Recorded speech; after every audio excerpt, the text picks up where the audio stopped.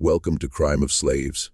Today, we journey back to 1861 and into the life of Molen, a black woman who, night after night, submitted to her enslaver to shield her 3 children from harm, doing whatever was necessary to ensure their survival. This narrative is heavy and raw, so pause, draw a breath, and pay close attention.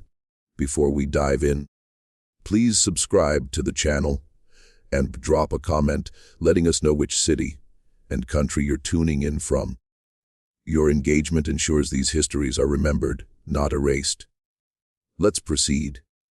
Every evening at precisely 9, the bedroom door would creak open, and Molen had mastered the art of disconnecting from her own body before her enslaver's hands ever made contact.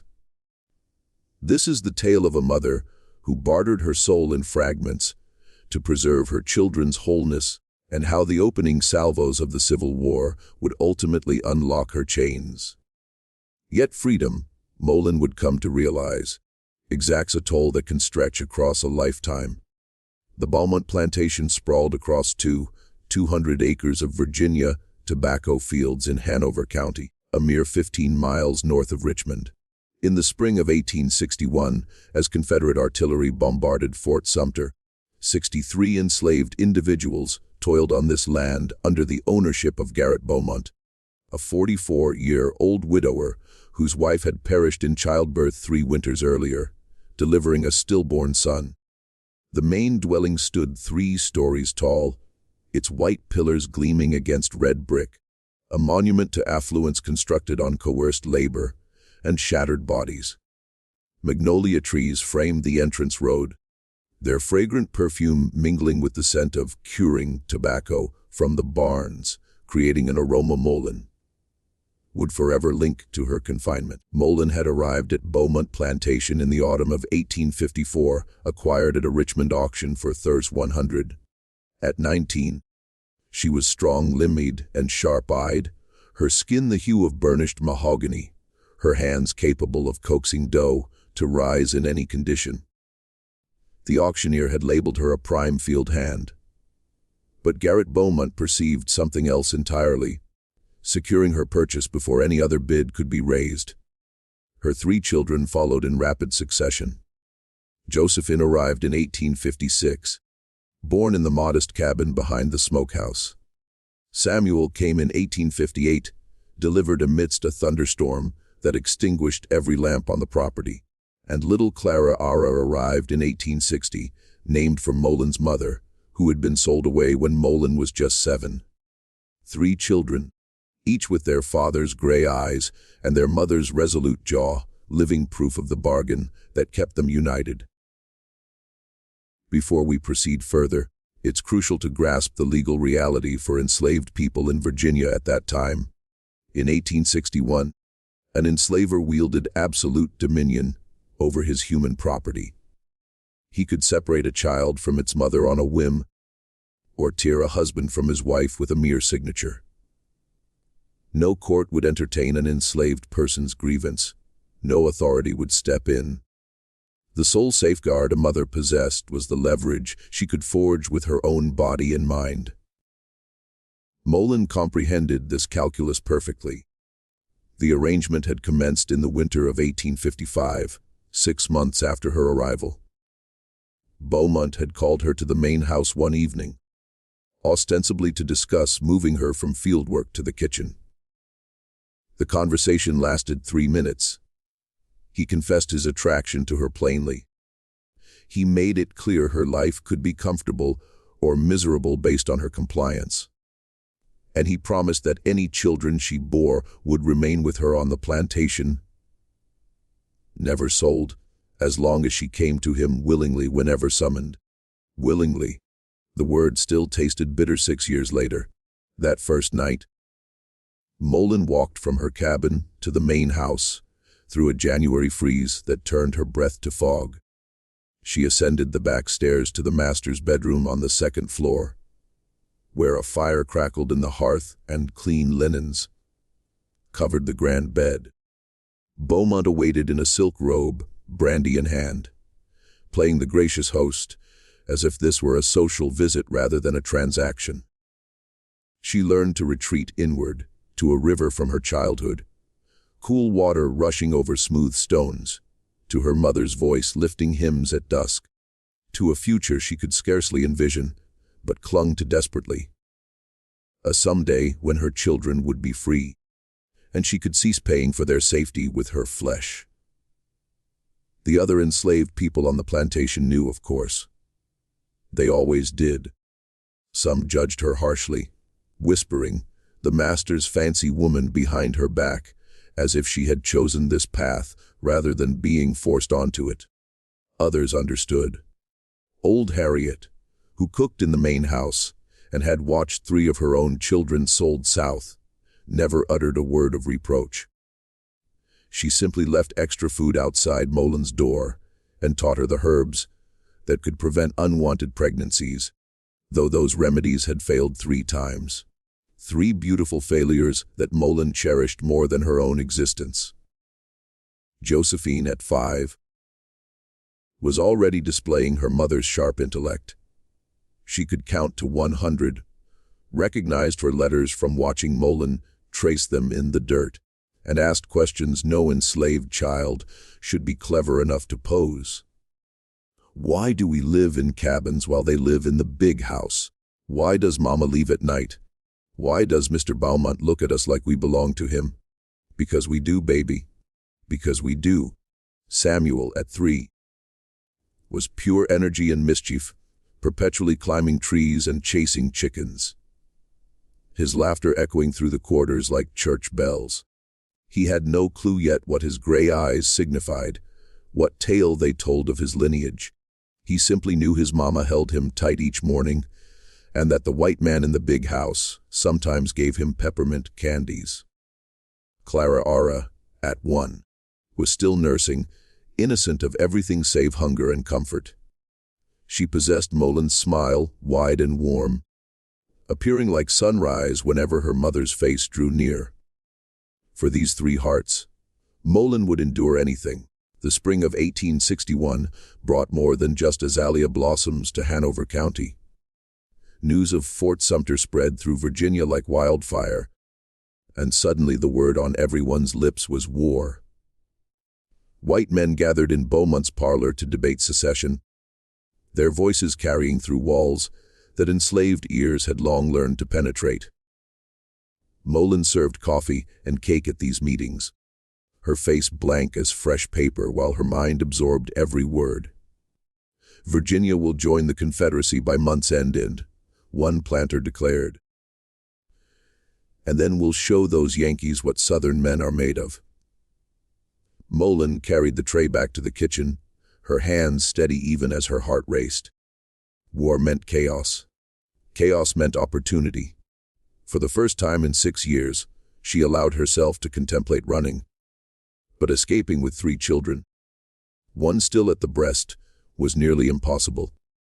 The Underground Railroad route she'd heard whispered about demanded speed and silence. A crying infant could doom an entire group. A 5-year-old's weary legs could slow them enough for patrollers to catch up. The mathematics of escape didn't add up, no matter how many times Molen calculated. Still, she began to prepare. She stashed small amounts of food, dried meat and hardtack that wouldn't spoil. She stole a map from Beaumont's study during one of her nightly visits, memorizing its details before returning it to the drawer. She posed careful questions to house servants who interacted with free black people in Richmond, learning which roads were watched and which might offer passage north. April turned to May, and Virginia officially seceded from the Union. Beaumont Plantation transformed almost overnight. Young white men who had overseen the tobacco fields enlisted in the Confederate Army, leaving gaps in the surveillance that had kept enslaved people trapped. Beaumont himself was too old for combat, but contributed generously to the war effort, dispatching supplies and money to Richmond, while grumbling about the disruption to his business. The nightly summons continued without pause. War or no war, Beaumont's appetites remained unchanged. On the night of May 23, 1861, Molen climbed those back stairs as she had hundreds of times before. But something was different. Beaumont was drunker than usual and agitated about something she couldn't grasp. His hands were rougher than ever. His words were crueler, and when it was over, he uttered something that froze her blood. "I've had an offer for the boy. Plantation down in Alabama. Needs young bucks to train up. Good price, too." Molen couldn't breathe. The boy. Samuel, her 3-year-old son, with gray eyes and a laugh like church bells. "You promised," she whispered, forgetting her place, forgetting everything except the terror clawing at her chest. "You promised they would never be sold." Beaumont laughed, the sound mean and wet with whiskey. "A promises to a slave woman. You don't understand how this works. I've kept them this long because it suited me, but money's tight with the war, and a promise doesn't pay debts." She felt herself falling though she stood still. 6 years. 6 years she had given him everything he wanted, endured every touch, swallowed every humiliation, and he could break his word with a sentence. "Please." The word came out fractured. "Please, I'll do anything." "You already do everything." Beaumont stretched out on the bed, dismissing her. "Go back to your cabin." "I haven't decided yet." Molen descended those stairs on legs that didn't feel like her own. The night air hit her face, but she couldn't feel it. The stars overhead might as well have been painted on a ceiling for all they mattered. Her son, her baby boy. Alabama was a death sentence for a child his age. Worked in cotton fields until his small body gave out or sold again to someone even crueler. She had 1 week, she learned the next day. The buyer from Alabama would arrive on May 30th to inspect the property, including any enslaved people Beaumont wanted to sell. 7 days to find a way to save her son. The answer came from an unexpected source.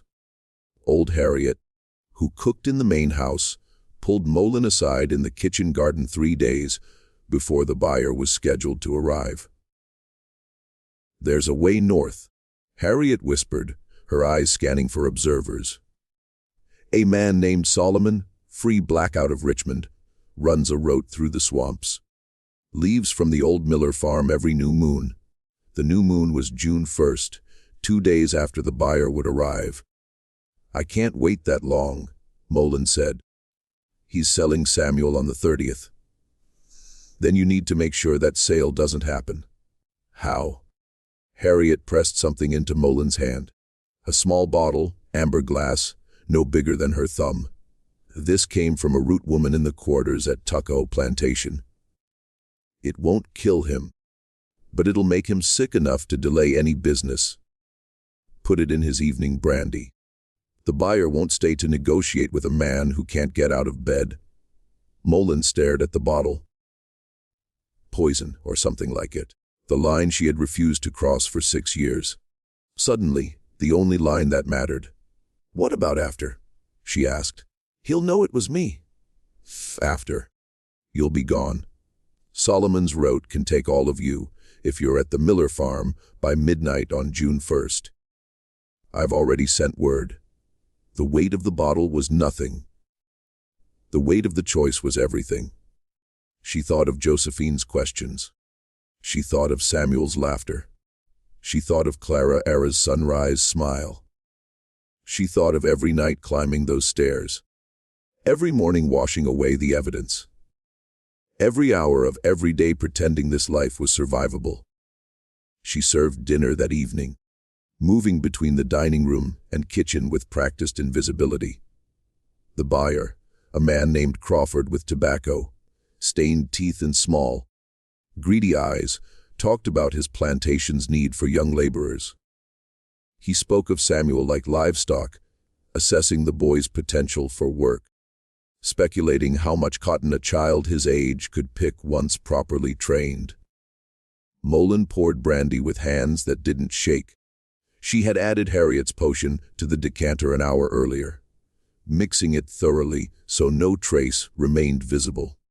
Now she watched Beaumont and Crawford raise their glasses in a toast to profitable business.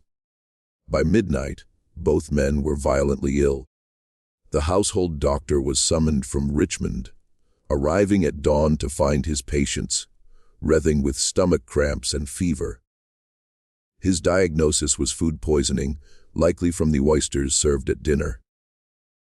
The sale would have to be postponed until both men recovered. Molen allowed herself one moment of relief before the fear returned.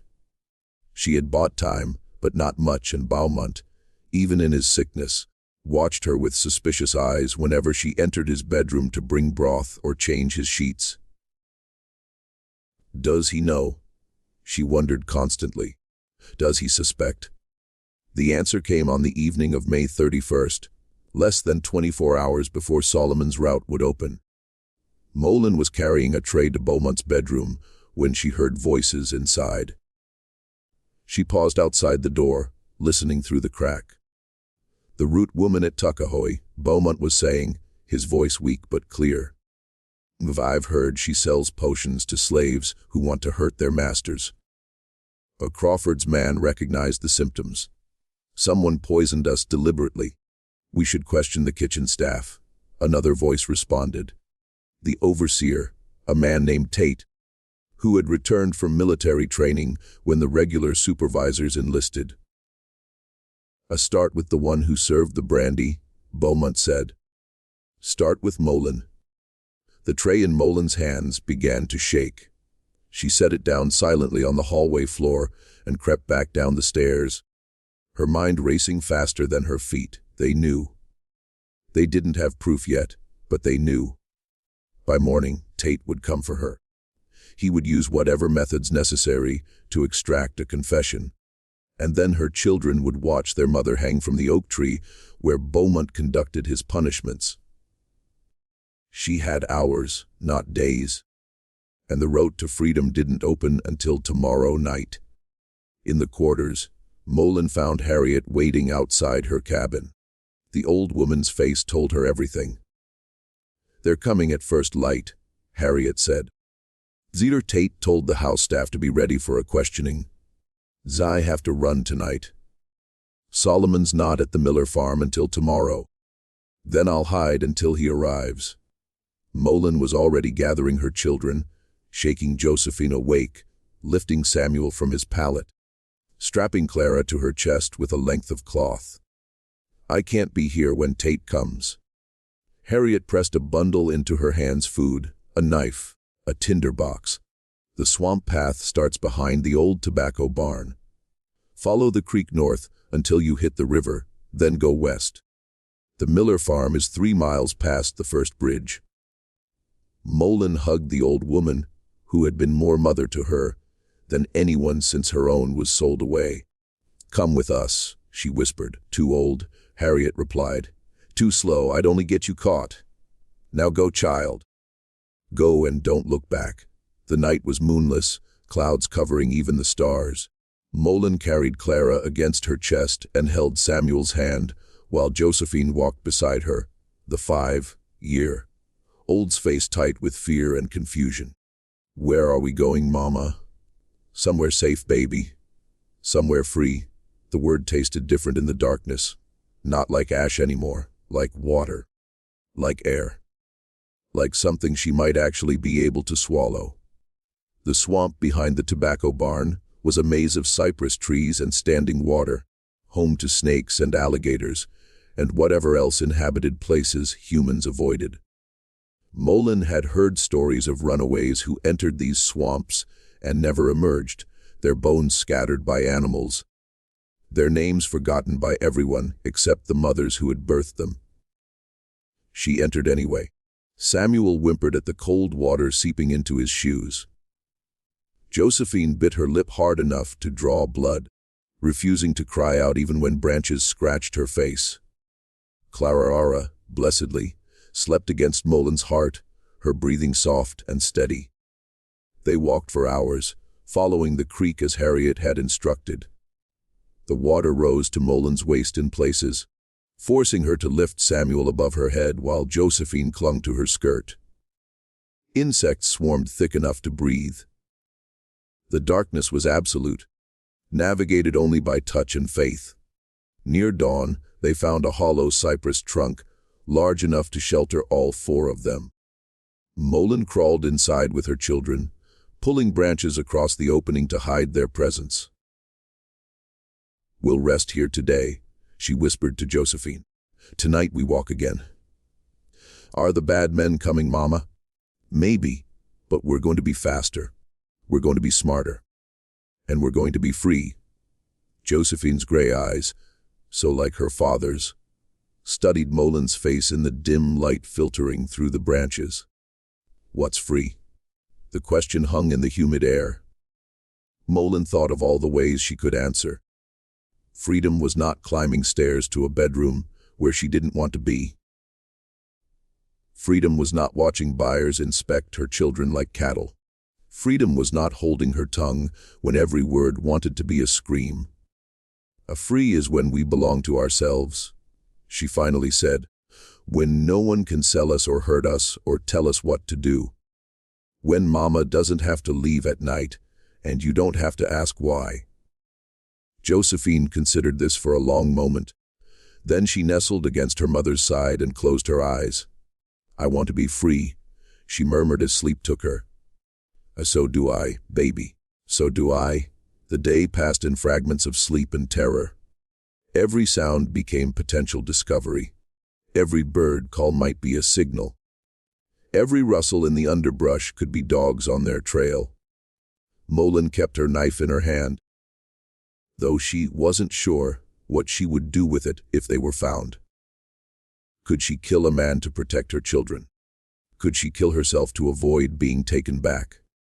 The questions had no answers. There was only waiting and praying and holding her babies close while the sun traced its arc overhead. By late afternoon, the search party found their trail. Molen heard the dogs first, their baying echoing through the swamp from somewhere to the south.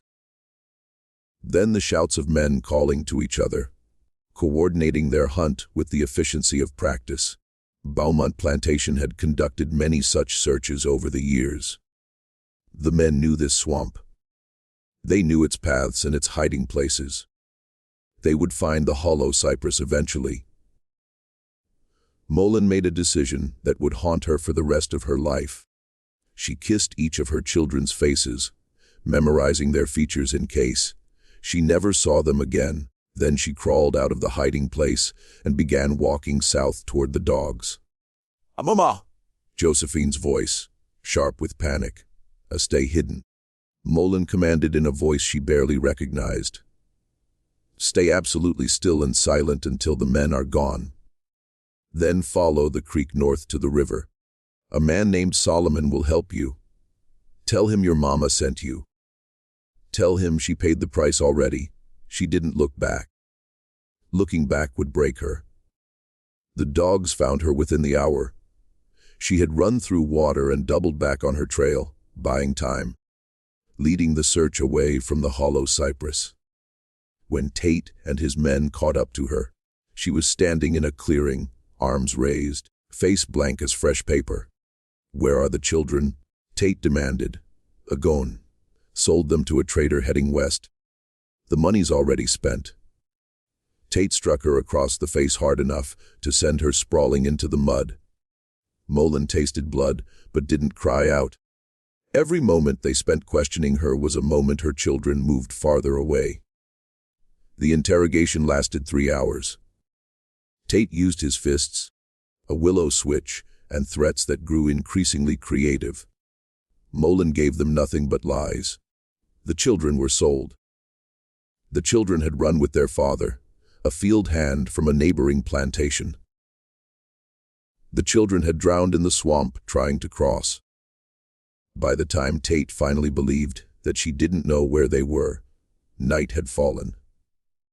The swamp was too dangerous to search in darkness. The men would resume looking at dawn. They dragged Molen back to Beaumont Plantation and locked her in the smokehouse, hands bound behind her back. A guard posted at the door. Beaumont was still too sick to supervise her punishment personally, but he sent word through Tate. Tomorrow she would hang from the punishment oak. Her body would be left there for 3 days, as a warning to others. Molen sat in the darkness of the smokehouse, surrounded by hanging hams and the smell of old smoke, and smiled for the first time in 6 years. Her children were free. Whatever happened tomorrow, whatever price she paid with her body or her life, her children were somewhere in that swamp, moving north toward a man named Solomon and a future she could barely imagine, but had finally made possible. The night passed slowly. Molen drifted in and out of consciousness, her injuries throbbing with each heartbeat. She dreamed of the river she remembered from childhood, cool water rushing over smooth stones. She dreamed of her mother's voice singing hymns in the evening. She dreamed of Josephine and Samuel and Clara, grown and free, living lives that would never require them to climb stairs to bedrooms where they didn't want to be. Dawn came gray and heavy with the promise of rain. The guard unlocked the smokehouse door and dragged Molen into the yard where a crowd had gathered. Enslaved people from the quarters forced to watch as a lesson. House servants, faces carefully blank. Tate and his men, rope already coiled and ready. And Garrett Beaumont, pale and unsteady from his illness, but determined to see justice done.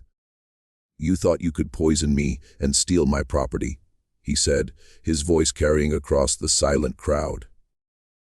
"You thought wrong." Molen looked at him. This man who had owned her body for 6 years, who had fathered her children and threatened to sell them, who held power so absolute that her life or death was entirely his decision. And she laughed. The sound was wild and broken and free. It echoed off the walls of the big house and scattered birds from the magnolia trees.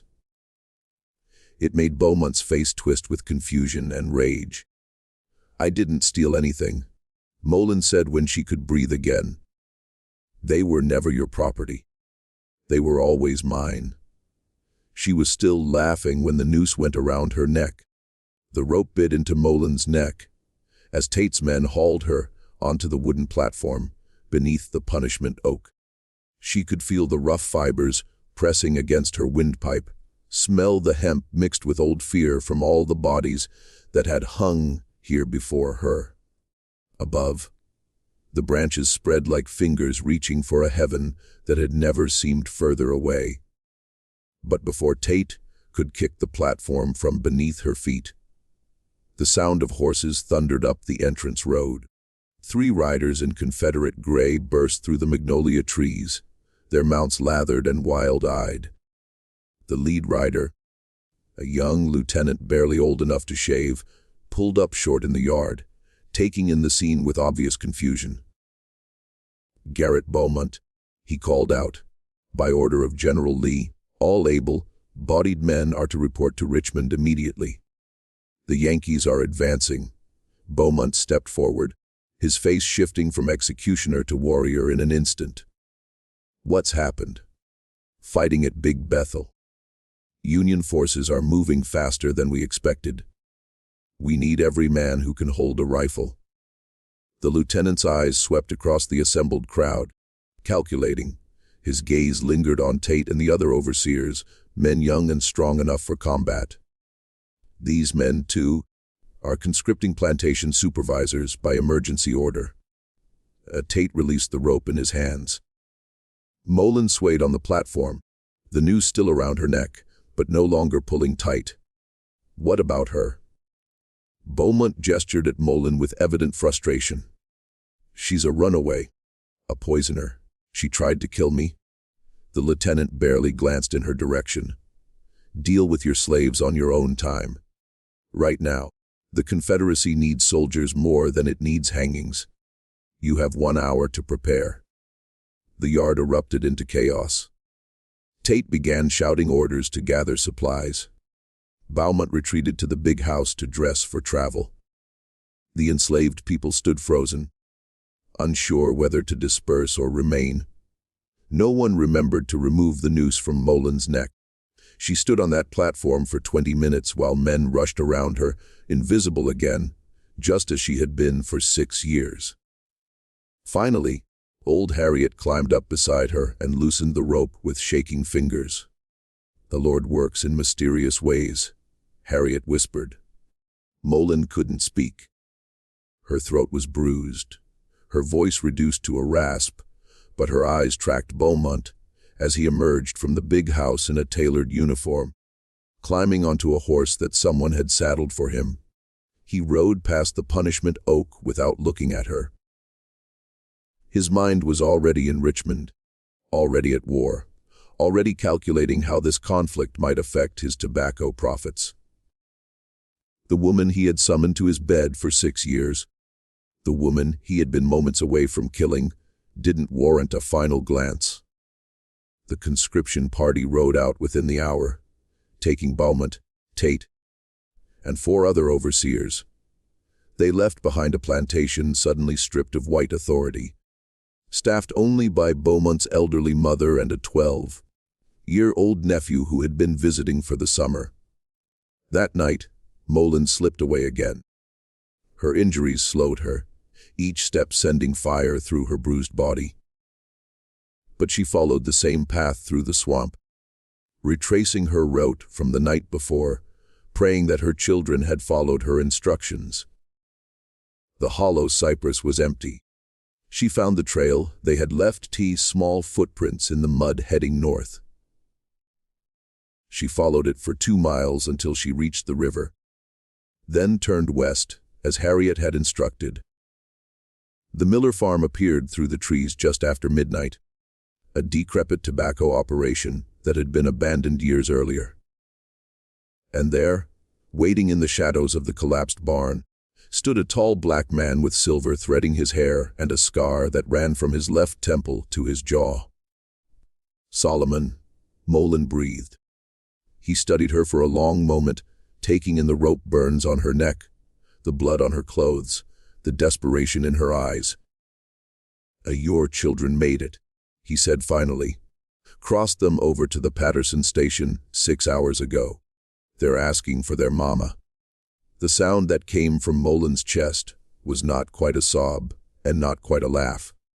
It was something older, more primal.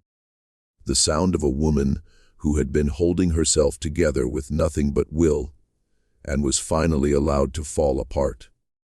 Solomon caught her before she hit the ground. The Underground Railroad moved Molen north, through a network of safe houses and secret routes that had been operating for decades. She traveled in wagon compartments hidden beneath false floors. She slept in barns and church basements, in the homes of Quakers who risked everything to help strangers find freedom.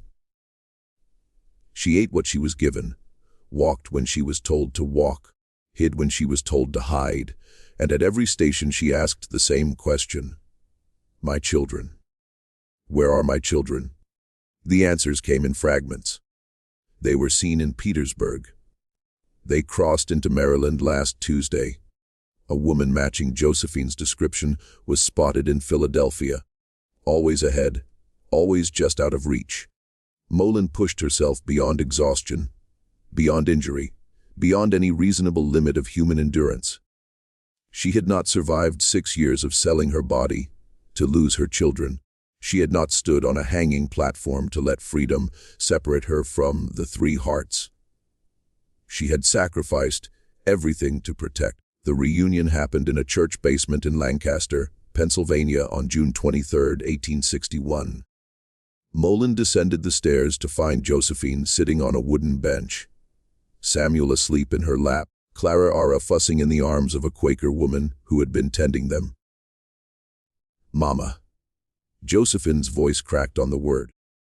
The 5-year-old who had bitten her lip hard enough to draw blood rather than cry out in the swamp, who had led her younger siblings through the darkness following nothing but their mother's instructions, who had told Solomon that her mama would come because her mama always came, finally allowed herself to be a child again. Molen gathered all 3 of them in her arms and held on until her muscles screamed and her tears soaked their hair, and the Quaker woman quietly excused herself to give them privacy. "I told you," Molen whispered against Josephine's forehead. "I told you I would find you."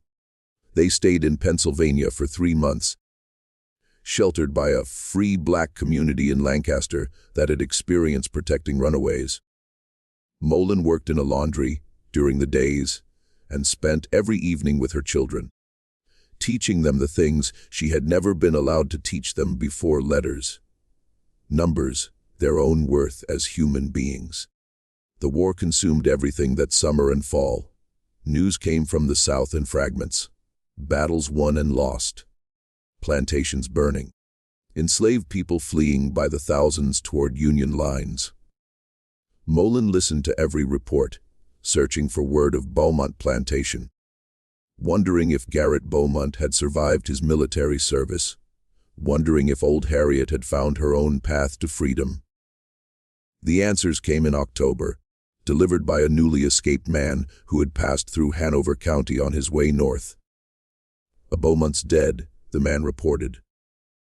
"Took a bullet at Manassas. His mother sold off most of the slaves to pay debts before she died of fever. The old cook, Harriet, she made it to Union lines at Fort Monroe. Heard she's working in a contraband camp now." Molen received this news in silence. She had expected to feel something at the confirmation of Beaumont's death: satisfaction, perhaps, or relief, or the closure that was supposed to come when your tormentor could never hurt you again. Instead, she felt nothing. Beaumont had been dead to her since the moment she walked away from the hollow cypress.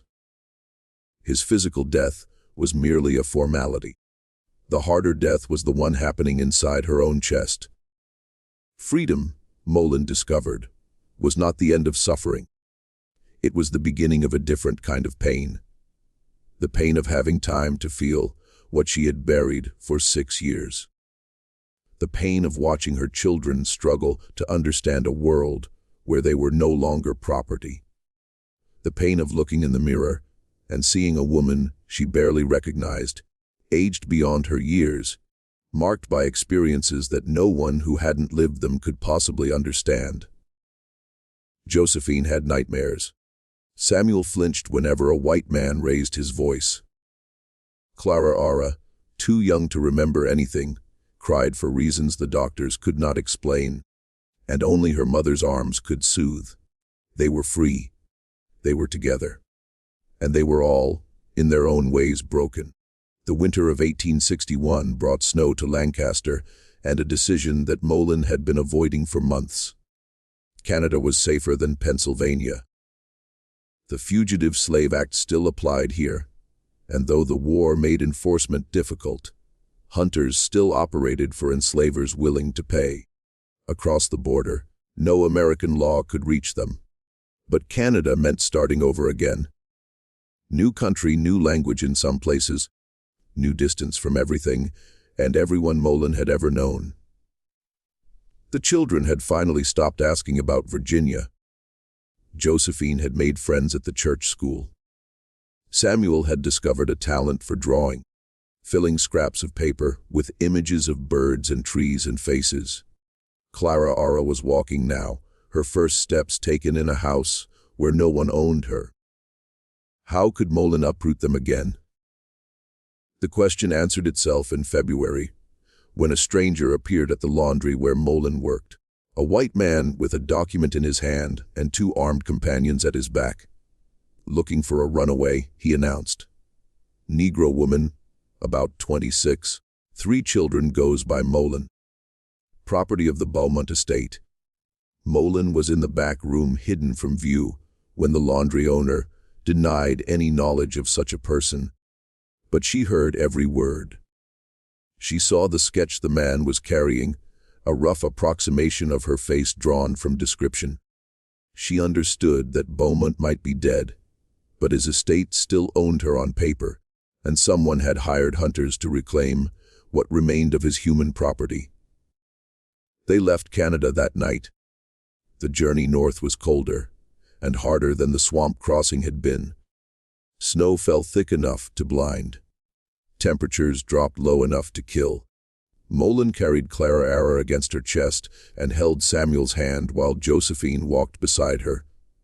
The 7-year-old now, her birthday passing uncelebrated on the road. Conductors on the Underground Railroad moved them from station to station with increasing urgency. Word had spread about the hunters. Other runaways were being targeted. The brief window of chaos that the war had created was closing as both sides organized their efforts. But Canada remained beyond reach for anyone with determination and luck. They crossed the border at Niagara Falls on March 7, 1862. Molen stood on the Canadian side, her children pressed against her legs, staring at the water that tumbled endlessly between two nations. Free. They were actually, legally, permanently free. The words still tasted strange, like a language she was learning to speak. The years that followed were harder than any story of freedom usually tells.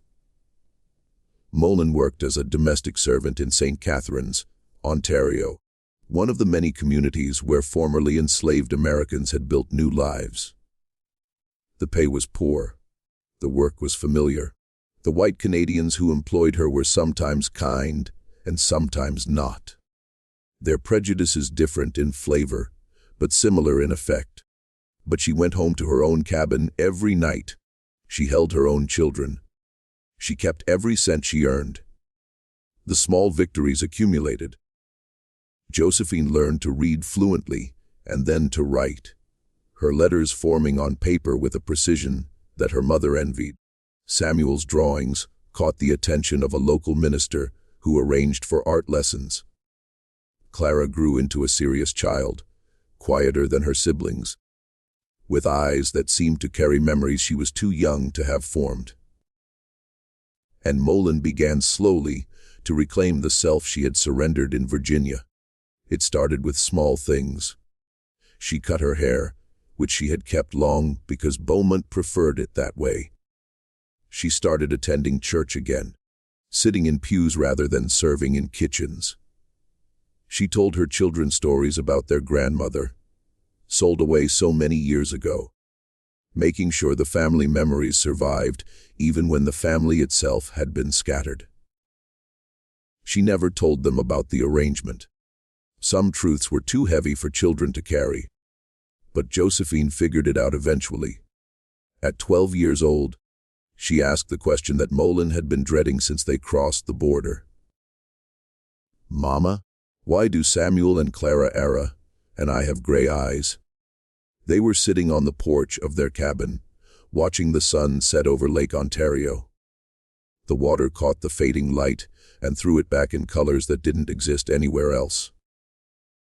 Molen considered lying. She had become an expert at lies over the years, at half-truths and misdirection that protected the people she loved. But Josephine deserved better than that. Josephine, who had led her siblings through a swamp in the darkness. Josephine, who had never cried out even when the branches cut her face. Josephine, who had grown up too fast and carried burdens no child should have to carry. "Because your father was a white man," Molen said quietly. "A man who owned me." The silence stretched between them, filled with the sound of waves and distant birds. "Did you love him?" "No." "Did he hurt you?" Molen thought about the nightly summons, the climb up the back stairs, the way she had learned to leave her body before his hands ever touched her skin. "Yes," she said. "But I survived, and so did you." Josephine's hand found her mother's in the darkness. "I hate him, Sess, I know. So I want to hurt him like he hurt you. He's dead, baby. The war killed him." Good. The venom in her daughter's voice should have disturbed Molen. Instead, it felt like justice, like the anger she had never allowed herself to express, finally finding a voice in the next generation. "But hate will eat you alive if you let it," Molen continued. "I learned that in Virginia. I spent years hating everyone and everything, and it almost destroyed me. The only thing that kept me whole was loving you, loving your brother and sister, channeling all that rage into something worth fighting for." Josephine was quiet for a long time. The stars came out one by one, the same stars that had watched over their escape through the swamp. "What do I do with the anger?" "Then you use it," Molen said. "Turn it into fuel. Get educated, get strong. Build a life so beautiful that every person who ever tried to own us has to look up at it from whatever hell they're burning in." The word sounded braver than Molen felt. But she had learned that motherhood sometimes required performing a strength she didn't possess, trusting that the performance would eventually become real. The Civil War ended in April 1865. News of Lee's surrender reached St. Catherine's on a spring morning that smelled of apple blossoms and fresh possibility. Molen stood in the town square with hundreds of others, black and white, listening to the announcement that slavery was officially, constitutionally, permanently abolished in the United States. Around her, people wept and cheered and embraced. Strangers became family in the shared joy of a moment that had seemed impossible for so long. But Molen felt something unexpected. Not joy, not relief. Something closer to grief. 4 million people had been enslaved when the war began. How many had died before this day? How many mothers had lost children? How many women had climbed stairs to bedrooms where they didn't want to be, making the same calculations Molen had made, paying the same price? And now it was over. The system that had shaped her entire existence, the system she had fought and fled and survived, was legally dead. What did that make her? A survivor, a victim, a warrior, or just a woman standing in a town square surrounded by celebrating strangers, wondering who she was supposed to be now that the battle was over? The years after the war brought changes that Molen observed from a careful distance. Black Americans gained citizenship, voting rights, the theoretical protection of a constitution that had once counted them as 3/5 of a person. Some former slaves returned to the South searching for family members sold away before the war. Others headed west looking for land and opportunity. A few achieved remarkable success, becoming business owners and politicians and leaders in communities that had once denied their humanity. Molen stayed in Canada. She had built a life here. Her children had grown into people she was proud of. Josephine became a teacher, educating black children whose parents had escaped the same horror she had. Samuel's art gained recognition in Toronto galleries, his paintings of landscapes and faces selling to collectors who never knew the hands that created them had once been property. Clara Aura, the quiet one, studied medicine and became one of the first black women doctors in Ontario, healing bodies with the same determination her mother had used to free them. Molen watched her children succeed and felt something that took her years to identify. Not pride exactly, not even happiness. It was completion. The sense that the sacrifice had been worth it. That the price she paid on those back stairs in Virginia had purchased something of infinite value. In 1887, at the age of 52, Molen finally told her children the full story. They sat in the parlor of Josephine's house in Toronto. 3 grown adults and their aging mother, while Molen spoke about things she had never spoken about before. The arrangement, the nightly summons, the calculation she had made as a 20-year-old mother, deciding that her body was worth trading for her children's safety, the 6 years of endurance that had made their existence possible. When she finished, the silence was absolute. Then Clara Aura, the doctor, the healer, the child who had been too young to remember anything, rose from her chair and knelt beside her mother. "You saved us," she said simply. "Everything we are, everything we've become exists because you chose to survive." Josephine was crying. Samuel had turned away, his artist's eye unable to witness what his heart was feeling. But Molen looked at her youngest daughter, the one who had crossed the swamp strapped to her chest, the one who had taken her first steps in freedom, and finally allowed herself to accept something she had been denying for 26 years. She had not sold her soul. She had invested it. Every moment of those 6 years, every climb up those stairs, every piece of herself she had surrendered had been a deposit into a future she could barely imagine. And now that future was kneeling before her, whole and healed and free. The interest had finally come due. Molen died in 1901 surrounded by grandchildren who knew her only as a quiet woman with sad eyes and gentle hands. Josephine had told them stories, carefully edited versions of their grandmother's journey from slavery to freedom. Samuel had painted her portrait, hanging now in the Toronto Historical Society. Clara Ara had written down everything, documenting the oral history before it could be lost. But the full truth stayed within the family. Some stories are too heavy for strangers to carry. On the day of Molen's funeral, Josephine found a letter in her mother's belongings. It was addressed to no one, dated 1885, written in handwriting that had grown shaky with age. "My children," it began. "By the time you read this, I will be gone. But I want you to understand something I could never say out loud. I do not regret what I did in Virginia. I do not regret the nights or the shame or the price I paid. I regret only that the world required such payment. That mothers had to choose between their bodies and their children. That survival demanded transactions no human being should have to make. You are my greatest accomplishment, not because of what you have achieved, though that makes me proud beyond words, but because you exist, because you breathe and love and dream. Because every night I climbed those stairs, I was climbing toward you.